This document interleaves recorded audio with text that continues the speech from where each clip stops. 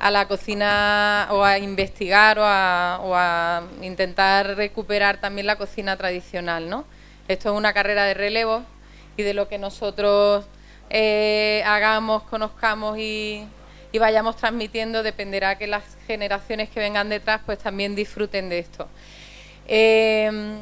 Como dice Gabriel, bueno, pues yo como periodista tengo muchos puntos de interés y muchas vidas, y arranco contando un poco que yo en otra vida fui periodista de tribunales en el diario El País, y la cocina me gustaba, pues como le puede gustar a tantas personas que hay aquí que tenéis otra dedicación o no, ¿no?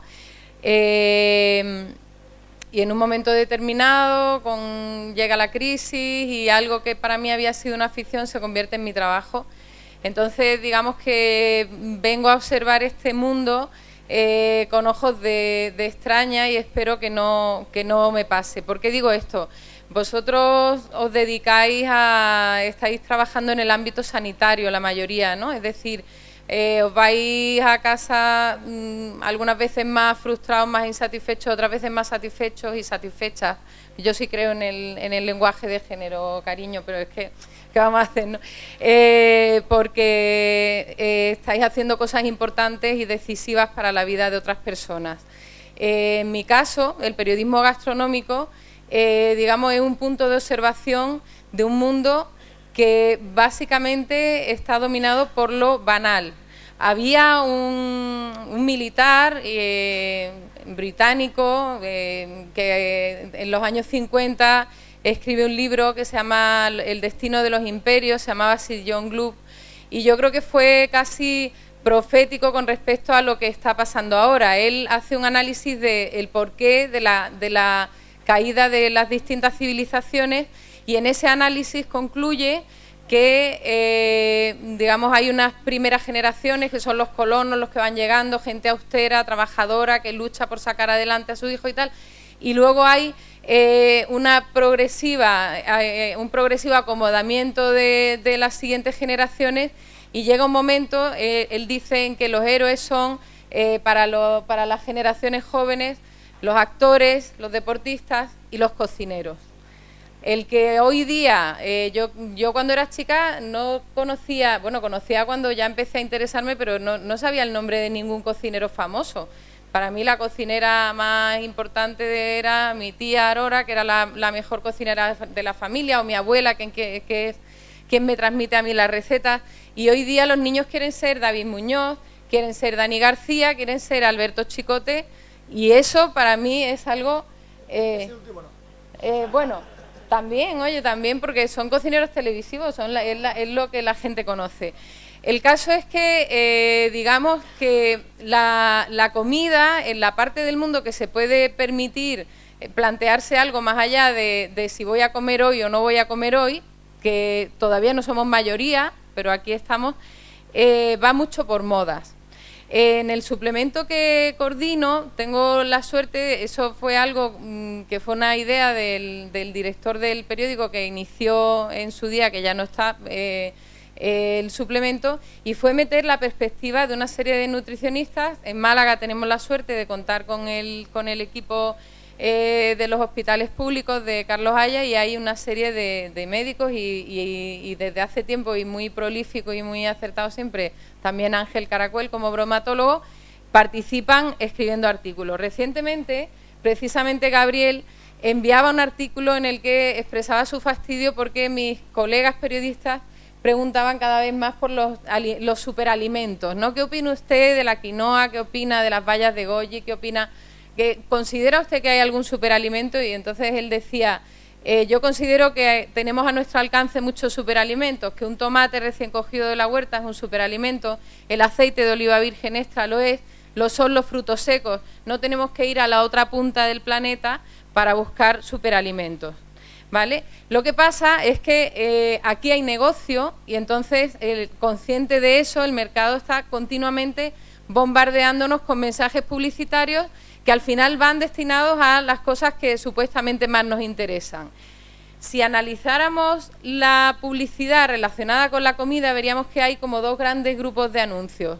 Unos serían los dirigidos a una masa social menos crítica, que serían pues el público infantil tan vulnerable y tan desprotegido frente a esa publicidad, o gente que pertenece a grupos de nivel sociocultural medio-bajo, a los que lo que se les vende es placer, hedonismo y saciedad, es decir, cómete esto que está muy bueno, cómete esto que fíjate que fácil, que lo abres y lo sirves y lo tienes aquí en un clic, igual que cuando llegas a casa, enciendes la luz y hay tantas cosas que suceden que para nuestros tatarabuelos serían verdaderos milagros y que nosotros tenemos al alcance de la mano. Pero hay un segundo grupo que es, digamos, una ciudadanía más privilegiada y que por lo tanto se espera de ella que sea una masa más crítica, a la que también se le dirigen mensajes publicitarios que están cargados de engaño y que son relacionados en este caso con tres aspectos, o por lo menos el análisis que yo hago, ¿no? La salud, la línea y el no envejecer, la promesa de la juventud eterna, que realmente, bueno, pues son quimeras, pero estos superalimentos prometen eso. En gastronomía o en el mundo de la alimentación existe un informe que es un informe de referencia que hace una consultora estadounidense muy importante, que se conoce como el informe Mintel. Si alguien tiene interés, pues luego puedo pasar los enlaces para poder leerlos, en los que se expresan pues las tendencias que van a dominar el mercado de la alimentación cada año. Este informe Mintel está dirigido a empresas que quieren vender más productos. En los últimos años, lo que resulta curioso en este informe es que cada vez domina más el interés por la comida sana, por la comida que tenga un aspecto tradicional, por la comida que tenga un aspecto auténtico. Antes ha habido una pregunta acerca de los ismos, ¿no? El veganismo, yo qué sé, vegetarianismo, hay un montón de corrientes, los crudívoros, hay N corrientes relacionadas con esto, que son precisamente esos grupos que se plantean comer con un cierto criterio, ¿no? No llegan a otro. Bueno, pues en el último informe Mintel se introducen algunas tendencias que son, por ejemplo, comer menos carne, generar menos desecho, generar menos huella de carbono. Es una novedad que en estas tendencias que van cotizando al alza en el mercado, y tenemos que ser también conscientes de ello, estén aspectos de este tipo. Tiene que ver con el hecho de que realmente es necesario que nos planteemos que los recursos se agotan, pero también tiene que ver con el hecho de que hay un mercado muy ávido de ventas. Recientemente estuve presentando el libro de un bloguero especializado, él es intolerante a la lactosa y se ha especializado en recetas de cocina sin lactosa. Entonces él me decía, es increíble la cantidad de anuncios que venden la leche sin lactosa como si fuera una leche más sana, más dietética, más algo. La leche sin lactosa le sirve a la gente como yo que no puede tomar lactosa. Pero incluso gente muy informada no llega a saber que eso es así y que lo que ocurre con esa leche es que se le añaden, no lo voy a explicar a vosotros, unas enzimas que son digestivas, que permiten sintetizar la lactosa a gente que no puede hacerlo. ¿Cuánta gente se autodiagnostica alérgica al gluten, a los lácteos? Todo esto son tendencias que están dirigidas por un mercado que lo que quiere en definitiva es vender. Incluso, por ejemplo, la disminución de la ingesta de carne tiene también ya sus críticos que están diciendo, oiga, es que si todo el mundo se lanza al consumo, está muy bien que consumamos más legumbres y distamos mucho de estar en el nivel deseable, o está muy bien que comamos más vegetales, pero, por ejemplo, el arroz tiene una huella de carbono enorme. Por ejemplo, la población de la India depende muchísimo de productos como determinadas legumbres que si su consumo sube en otros países se van a encarecer allí al punto de que la población no los va a poder comer. Es decir, al final estamos todos en un sistema y si el sistema se desequilibra, el sistema tiene quiebras. Entonces, digamos que de todas esas tendencias que tratan de ser más sostenibles, para mí hay una que es la que quizá tiene más futuro y más recorrido, que es la tendencia a comer de cercanía y de temporada, ¿vale? Y de cercanía y de temporada no es algo que se diga y se haga, porque, por ejemplo, en Málaga, antes decía Fernando, los espetos son malagueños. ¿Las sardinas con las que se hacen los espetos lo son? ¿Lo sabemos? ¿Lo sabe el consumidor de a pie cuando va al mercado de dónde viene la sardina, de dónde viene el boquerón o de dónde viene la rosada? Que aquí habrá mucha gente que sea de Málaga, tan malagueña, que recientemente nos hemos escandalizado diciendo, oye, es que la rosada viene de caladeros que están en la gran puñeta, perdón, ¿no? Pero bueno, el caso es que comer local también requiere su información. En esto de la apuesta por lo local hay un recorrido y todo en la vida viene también del proceso acción-reacción. Hace unos años tuve la ocasión de ir por trabajo a Alemania y entonces nos llevaron a visitar una fábrica de carbón en la región de Colonia, y en la visita a esa fábrica yo entendí por qué Alemania era la cuna del movimiento ecologista, porque realmente no hay nada más contaminante, más brutal y más insostenible que esas minas de carbón que se sostienen porque hay detrás unos intereses económicos muy fuertes contra los que el gobierno no puede luchar. Y entonces, en ese proceso acción-reacción, en la década de los años 80, cuando empieza a llegar un aluvión de alimentos exóticos, y ojo que la cocina siempre ha evolucionado con la introducción de elementos exóticos, pero digamos que en este momento la globalización, yo me crié en los años 70, recuerdo hasta mis 5 años que había un abanico de alimentos disponibles mucho más limitado que el que empieza a ver cuando ya abren el hiper o abren el Prica y ya se llenan de colores las estanterías, se llenan de etiquetas chillonas, y entonces hay una serie de gente en el norte de Italia que son productores y son cocineros que dicen, ¿qué va a pasar con toda nuestra cultura, con todo nuestro patrimonio? Porque ahí sí que no voy a abundar, porque Fernando creo que ha explicado con muchísimo fundamento todo lo que implica la cocina tradicional, y yo aquí digo la nuestra o la de otros sitios, porque la alimentación mediterránea,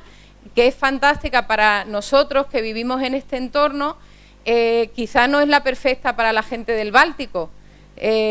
Recientemente en una visita al Báltico pues he visto que ellos resuelven sus necesidades alimentarias con una serie de tradiciones y de elaboraciones culinarias que nosotros a lo mejor no necesitamos, pero que en su caso, pues si hay carencia de vitamina C, el uso de fermentados está supliendo eso, tienen una serie... Es decir, la cuestión es comer con conciencia de que lo que comemos también se acaba. Pero bueno, volvemos a los orígenes del movimiento Slow Food, porque hay un concepto que se acuña a partir de la puesta en funcionamiento de este movimiento, que curiosamente en menos de 20 años se convierte de algo absolutamente local y localizado en un movimiento de alcance mundial, que es el concepto que nosotros en español llamamos kilómetro cero.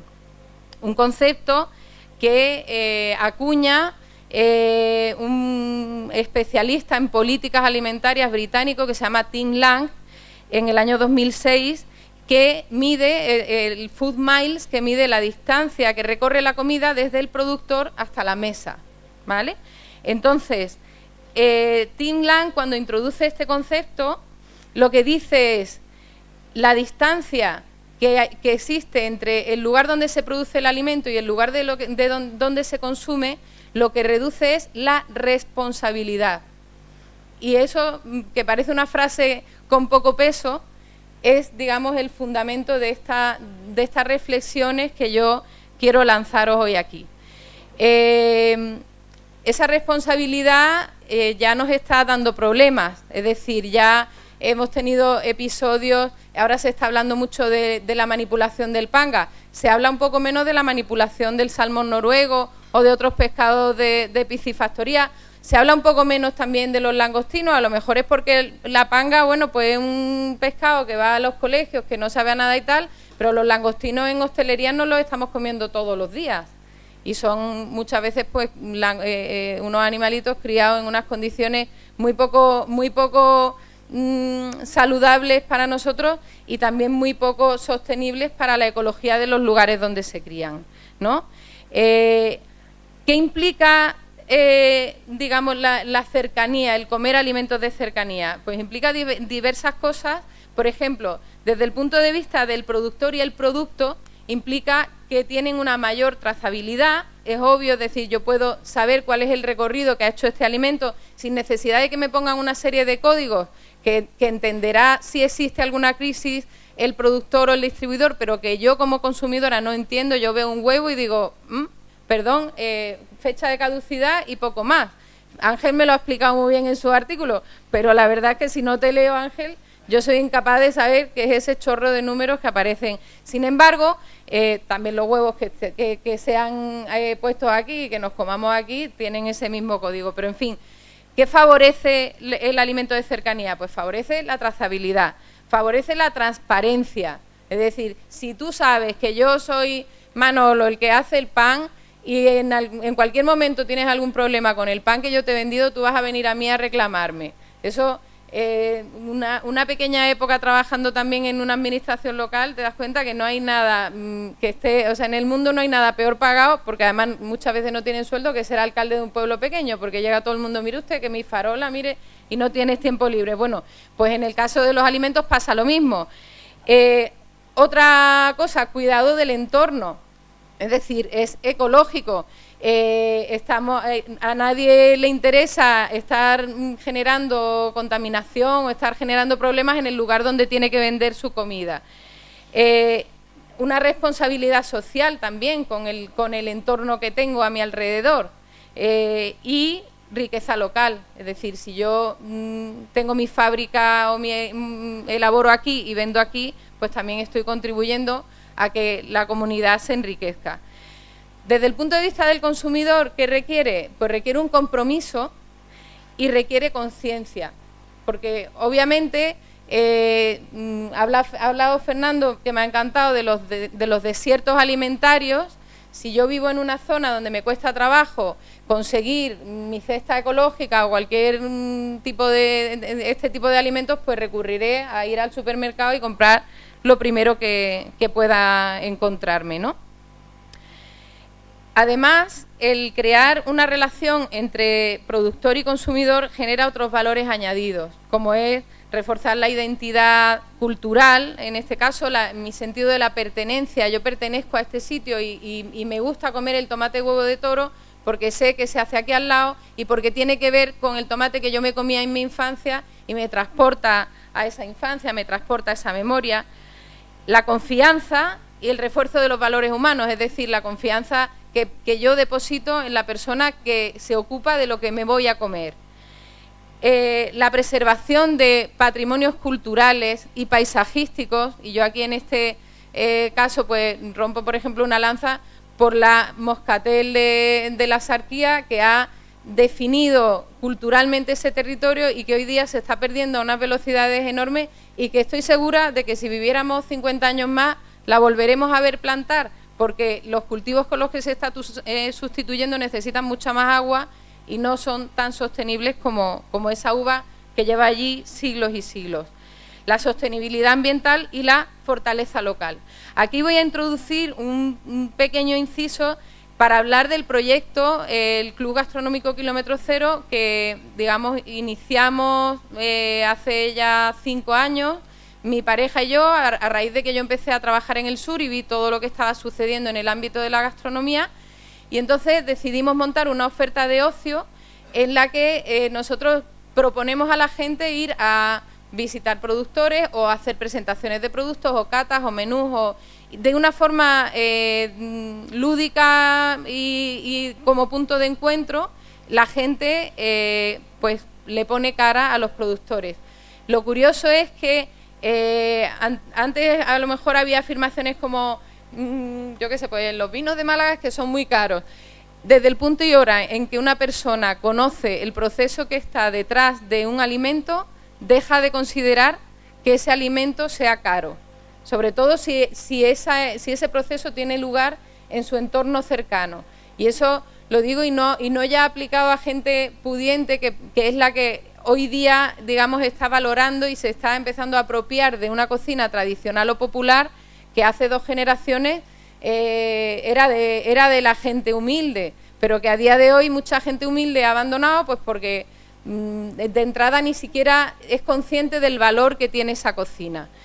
Por eso también dentro o con el club, digamos que hay una parte que hacemos que son proyectos que no son rentables desde el punto de vista económico, pero sí a otros niveles, pues estamos haciendo este trabajo con las mujeres de los corralones de Trinidad Perchel, que son bueno, pues barrios deprimidos de Málaga capital, pero que tienen todavía una estructura arquitectónica en patios de vecinos que han hecho que se mantenga la cocina tradicional. Y resulta que esa cocina tradicional, que nunca han valorado, digamos, el centro social de Trinidad Perchel del Ayuntamiento lleva 25 años trabajando con estas personas, mostrando el barrio, etcétera, etcétera. Hace 3 años o 4 me pidieron que fuera como jurado, que creo que no soy la única, creo que habéis ido más personas, Ángela ha ido también este año, y yo me quedé enamorada de aquel barrio y en una de las casas nos pusieron tortillitas de bacalao y entonces a raíz de ahí empezamos a pensar que quizá sería interesante recuperar esa cocina tradicional que allí se hace. Empezamos con una ruta de la tapa y cuando yo les pregunté a las mujeres, venga, ¿qué tapas podemos hacer? Pues todas trataban de decir recetas muy sofisticadas porque no eran conscientes del valor que tenían los platos humildes, tradicionales que ellas conocen. A día de hoy, esas mujeres que hemos ido formando, que han ido practicando también a través de esas rutas de la tapa y de determinados momentos en los que se hacen degustaciones, en Navidad se hacen dulces tradicionales navideños, pues esas mujeres están ya iniciando un proyecto empresarial con muchísimas dificultades porque estamos hablando de gente que hace unos años, digamos que estaba a merced y con una dinámica creada ya de dependencia de los recursos de la administración, servicios sociales, etcétera, y estas mujeres ya están emprendiendo, por una parte, una cocina de producción para abastecer a hoteles, restaurantes o en eventos hacer determinados platos y por otra parte experiencias de turismo en las que pues pasas un día allí, ves esa arquitectura, disfrutas de la gente, de su folclore y también de su comida. Entonces, bueno, digamos que esta cocina local y de cercanía en la que la temporalidad es sencillamente la que es decir, si yo quiero comer las naranjas de Málaga, pues tengo que comer naranjas ahora, que dentro de un par de meses ya comeré otra cosa, ¿no? Pues creo que es la opción más sostenible, pero tiene una serie de retos o tiene una serie de aspectos en los que todavía tenemos que trabajar. Uno que a mí me parece fundamental es la educación sobre alimentación, sobre cocina y sobre productos locales desde la escuela. Los niños son esponjas, los niños los hemos convertido en unos seres inútiles, dictadores y dependientes cuando los niños pueden hacer cualquier cosa que se propongan y la cocina es uno de los espacios de encuentro mejores entre niños y adultos que yo conozco, por lo menos en eso me crié yo. Luego hay que exigir etiquetados claros y visibles que incluyan también el origen del producto, porque hablamos de las legumbres, que hay más español que un garbanzo, pero cuando vayan al supermercado le dan la vuelta a los paquetes de garbanzos y verán que en una abrumadora mayoría proceden de la otra punta del planeta. Por lo tanto, si estamos comiendo legumbres para reducir la huella de carbono, incluyendo marcas pequeñas, que yo le tenía mi confianza depositada a una marca de Cádiz que costaba además el doble que las demás y me he dado cuenta que excepto un producto todos los demás vienen de los mismos sitios. Entonces creo que los etiquetados y que tiene que ser obligatorio que yo no me tenga que llevar las gafas de cerca al supermercado para saber de dónde vienen las cosas. Exactamente. Un control de la publicidad creo que también es fundamental. La publicidad engañosa nos vence al final a todos y hacer más accesibles y prestigiosos los alimentos también a los sectores menos pudientes y más desinformados de la sociedad, porque si no me parece que nos estamos apropiando de un patrimonio que hace poco tiempo era básicamente de esa gente. Mientras nosotros comíamos lubina y solomillo a la pimienta, ahí estaban comiendo garbanzos, pero ahora los garbanzos yo no estoy totalmente de acuerdo con Fernando, porque ya me tengo que gastar a lo mejor 80 euros en comer en un sitio para comerme unos garbanzos, ¿o no? También, vamos, que es verdad que hay restaurantes y restaurantes, ¿no? Hay un segundo reto que, digamos, que es facilitar el retorno a los criterios de la cultura alimentaria de referencia, que en nuestro caso es la mediterránea, por medio también de una educación en la salud en la que se impliquen a los centros escolares, comunitarios, etcétera. Hay un ejemplo aquí en Málaga que hemos mencionado en el descanso de antes de empezar estas charlas, que es el trabajo que han hecho una serie de médicos de familia del centro de salud del Palo con sus mayores para recopilar recetas tradicionales de la cocina paleña, y lo más gracioso de todo es que ellos hacen una primera compilación en PDF y eso se convierte en Internet en algo viral y tiene una difusión inmensa. Luego, ¿qué pasa? Que a lo mejor estamos ya empezando a hartarnos de trampantojo y estamos empezando a querer una comida más auténtica. Creo que también hay que trabajar en la conciliación de la vida laboral y profesional para propiciar que ese aspecto que Fernando proponía, y me parece interesantísimo llevar a los hospitales, regrese a las casas, que es poder comer juntos y poder dedicar tiempo también a la compra, a la preparación de la comida y a sentarnos a comer. Y creo que también es muy necesario, si queremos que esa cocina tradicional mediterránea nuestra siga practicándose en las casas, hacer presentaciones adecuadas para facilitar el cocinado. Por ejemplo, en los mercados de abastos de Italia, desde que yo llevo yendo a Italia, he visto y me ha encantado pues que te venden las alcachofas ya preparadas. Ahora en Málaga se empieza a ver ya que a lo mejor te han picado la tagarnina, que ha vuelto a los mercados, o te han picado las habichuelas, o te han limpiado ya el pescadito. Oye, pues yo creo que eso es una manera de preservar, igual que las legumbres cocidas, precocidas. La verdad que son sistemas cómodos, es decir, la cocina tradicional no está reñida, no está peleada con lo moderno y con lo actual. Todas estas tareas y todos estos retos claramente tienen que tener responsables, ¿no? ¿Quién se encarga de qué? Bueno, pues de regular los etiquetados y los horarios de trabajo y elaborar planes educativos que incluyan la cocina y la alimentación. Se tiene que ocupar la administración y nosotros los ciudadanos tenemos que reclamárselo y exigírselo, ¿no? Y ser en ese sentido muchísimo más activos.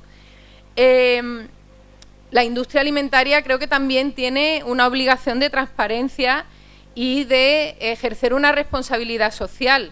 Y si no la ejerce, aquí estamos también los profesionales y las profesionales. Es decir, cuánto estudio científico avala lo sanísima que es la cerveza y bueno, y la ginebra no, porque no se permite. A mí no me parece mal que consideremos que hay determinados aspectos saludables en beber cerveza, pero bueno, vamos a ser serios y vamos a ser también independientes y vamos a ser profesionales que velemos un poco por la gente que confía en nosotros, ¿no? Es decir, ejercer una vigilancia activa, denunciar los fraudes y no participar en engaños. Pero también hay una responsabilidad que compete a los consumidores y es cambiar la forma de consumir. ¿Cómo? Pues prestando atención a lo que estamos poniendo en la cesta del supermercado, haciendo el esfuerzo de ir más al mercado, haciendo el esfuerzo de buscar determinados productos o de pagar los 20 céntimos más que me puede costar este producto que este otro, porque resulta que este producto sé quién lo elabora, sé cómo lo elabora y merece la pena. También cambiar la frecuencia de las compras y ejercer un compromiso. Es decir, yo no creo que haya nada más sostenible que tirar menos comida a la basura. Uno de los motivos por los que un especialista que me parece interesantísimo, ahí si alguien tiene interés, hay un sitio web que se llama The Conversation, que es un sitio web independiente donde se debate sobre temas de actualidad muy diversos y donde en materia de alimentación escriben especialistas muy interesantes. Hay uno que se llama Wayne Martindale, que es especialista en la industria de la alimentación, que por ejemplo habla de eso, de uno de los motivos por los que no necesariamente ser vegetariano o abrazar una dieta vegetariana sea más sostenible que comer carne o pescado es que nos cuesta más trabajo tirar a la basura un filete porque se nos haya estropeado que tirar fruta o tirar verdura que a ver quién no está tirando casi a diario un pimiento que se le ha quedado pocho. Entonces, también los consumidores tenemos que hacer ese esfuerzo. Yo creo que si de alguna manera todos entendemos ese concepto de responsabilidad del que hablaba Tim Lang al formular el concepto de kilómetro cero, podemos tener un futuro más halagüeño, no solamente en nuestra salud, que por cierto hay otro aspecto de la dieta mediterránea que se olvida siempre, que es la frugalidad, y estamos consumiendo el doble de calorías como mínimo que necesitamos para vivir, y eso al final no lo podemos tomar en yogur light, pero lo estamos haciendo y se está fomentando desde la infancia. Entonces, por eso digo que yo apelaría a ese concepto de responsabilidad para que pueda ser una realidad eso de comer local y comer pues más saludable. Así que, bueno, muchísimas gracias por vuestra atención. Espero no haber sido demasiado redundante.